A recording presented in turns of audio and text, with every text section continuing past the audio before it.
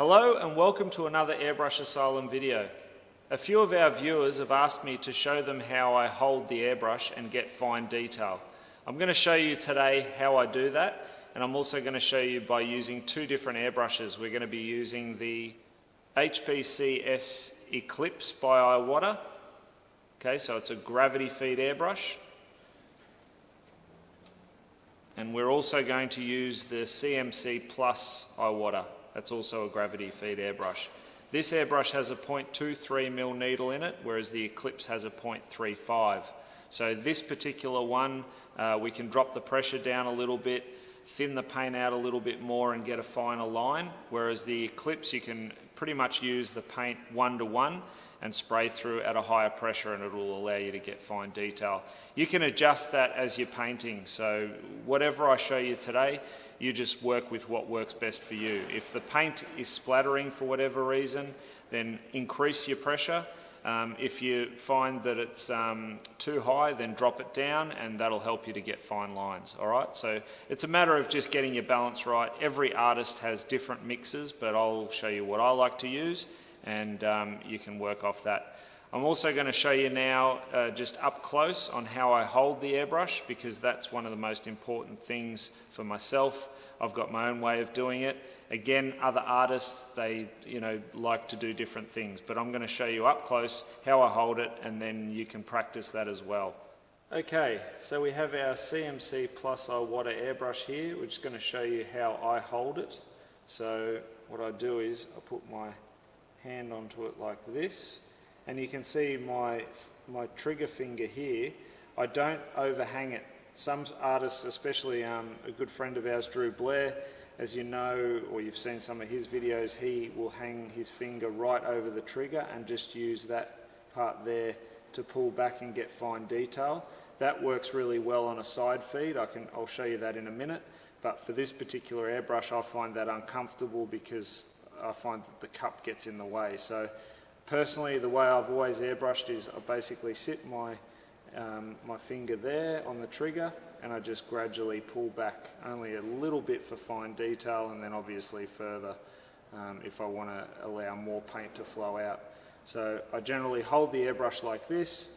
Another thing I do is I'll wrap the hose around so that it removes a bit of that weight and that drag.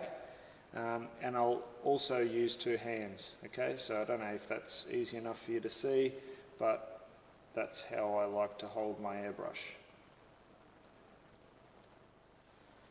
Okay, so I'm just going to quickly show you the CMSB Micron, which is a side feed Micron. So you can see here the cup is on the side, whereas the airbrush that I showed you previously, the CMC Plus, has the cup on the top. The reason I wanted to show you this is, like I mentioned just before with the CMC Plus, the way I like to put my finger and how Drew holds his airbrush.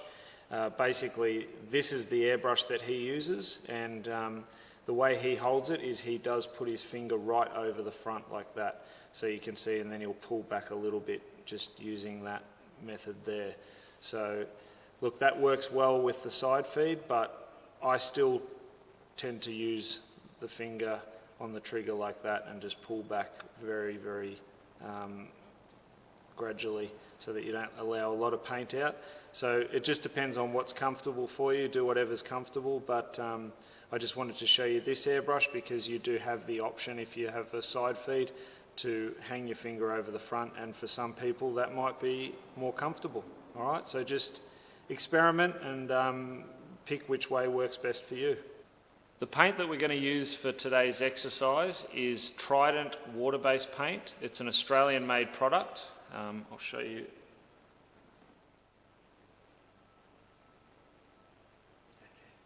That's it there. So we're going to use black today because it'll show up a lot easier on the sketch pad and show you the fine detail. We're also going to, in addition to this, we're going to use Reducer by Trident, which is to reduce the paint down and make it flow nicely. That's the Reducer there. And another little thing that we do a lot and helps with running your paint nice and smoothly is I do strain my paint. So what you can use is similar to what a spray painter would use to thin out their paint in a spray gun. They've got the paper cone filters. We actually have the same sort of thing, except it's a mini filter. So I'll show you what that looks like.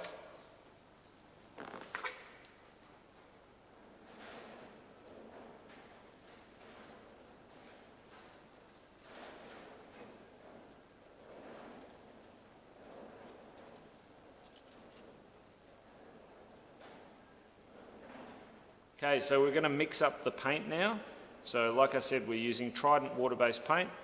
We're going to just grab these little cups. They're just a throwaway, they almost look like a shot glass. So just mix it up in that and we can throw them away when you finish. You can also use any other bottles. You've seen them in other videos that I've done. The sealed bottles that you can mix your paint up in and store. For this particular exercise, we just want to clearly show you the mix, then you can practice that at home. So we'll start with the reducer. So we're going to tip a bit of reducer in there. Now the optimal mix is about 3 to 1, so meaning, 3.5 to 1. So 3.5 parts paint to 1 part reducer. So we're just going to do this by eye, but if you want to get technical, it works out to about 7 drops of paint to 3 drops of reducer. In a Micron, if you turn your pressure down to 23 psi, using the 3.5 to 1 part paint mix, that'll give you optimal performance. Drew Blair actually told me that little mix. I think they worked that out with Gerald Mendez. So something to try out and make sure it works for you. So we're going to try and go with that same mix now. So we're just going to pour some black in and probably come to about there, I reckon. And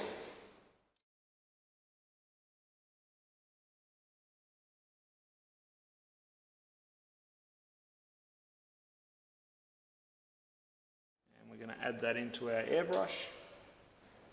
We'll start with the Eclipse. So again, this has a 0.35mm needle in it. Just tip that in your cup. Put your lid back on and we're going to start painting.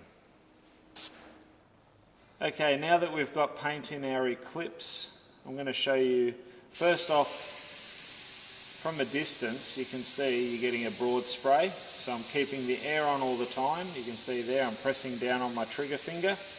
Now, to get detail, even though this is a 0.35mm needle, you can go up really close. You can see I've removed the air cap on my airbrush there to expose the needle. This allows me to pick off any dried paint that occurs as part of normal tip drying.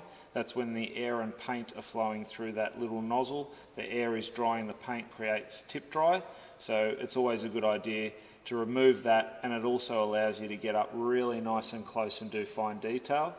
So pressing down on the air, right, up really close, using my hand as a bit of a guide and a spacer, and I'm going to move into the stroke like that, pull back, and you can see I'm getting a reasonably fine line. Now I can definitely go finer than that, but I'm just showing you first how to get something of that consistency. Again, air stays on, and every time I'm moving I'm like paint on, paint off, paint on, paint off. You don't want to wait for the paint then move and then stop, because you're going to get these horrible ends called dog bones. Okay, so now to do even finer detail up close, I'm virtually touching there, and again pulling back, and you can see how fine we can go with that. Alright, so this, keep in mind, this is the Eclipse, and you can play around with your paint more, thin it out. If you want to run a shadow, come back a bit further, and you can even shade it in, or put a drop shadow, whatever you like.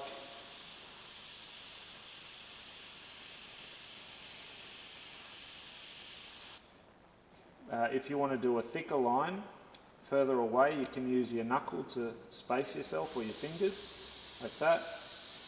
Paint on, paint off. That was a bit horrible. Go again, darken that up a bit. paint on, paint off, paint on, paint off. So you can see I'm working over the top of my line. So even a shadow, you can be further away, gradually build it up and then move in, and it'll get sharper. Or on a fine line, you can still work it in. So it's kind of like sketching with the airbrush, or up close, and you can go really fine. Alright, so that's the Eclipse. So now I'll demo with the Micron. Okay, so now we're using the CMC Plus. So this has got the 0.23mm needle. So again, I've added a bit more reducer in this one, and I'm going to show you how we can go fine. So using your hand as a guide, this also helps with your height, right? So you can keep a consistent fine line, right? If you don't use your hand as a guide, you might do this, and you can see there we're stuffing up the lines there. By moving further away, they're getting more broad. Okay, so you've got to be careful of that. So that's why I recommend using my hand as a guide. Now keep in mind, for everyone that's doing any automotive work, you'll notice in a lot of my other videos I'll wear a glove on this hand. The reason being, if you're using your hand as a guide, you don't want to be touching, say, a freshly sanded Harley tank or car door or bonnet or vice versa, anything automotive, because the oil from your skin can contaminate the surface, and then you can have all sorts of issues, and you might not even find that out until you get to the clearing part. So remember, any automotive, you can definitely use your hand as a guide, but make sure you put a glove on for protection. In this case, we're just doing a bit of a sample on paper, so I don't need to wear a glove. Okay, so again, if you want to blast out any of the paint, you can see the needle's exposed because I've removed the air cap, so you can easily pick off the tip drying. Just remember, don't drop your airbrush, because you could possibly damage, or you most likely will, unless you're extremely lucky, you'll damage your nozzle and your needle. So make sure you put your air cap back on, or securely put your airbrush down in an airbrush holder. So keeping the air on, we want to be up close and do your fine lines. You can see how nice and fine I can go with that. Again, you can play around with your pressure, thin it out more if you like, and drop the air pressure down on the front of this airbrush or your regulator. Optimal pressure, I think, is about 25 psi. So I'll show you now. We'll do some fine dots. Alright, so you can see, you might not even be able to see that on camera, but you can go really fine with it. So again, air's staying on all the time, and I'm just gradually pulling back. Alright.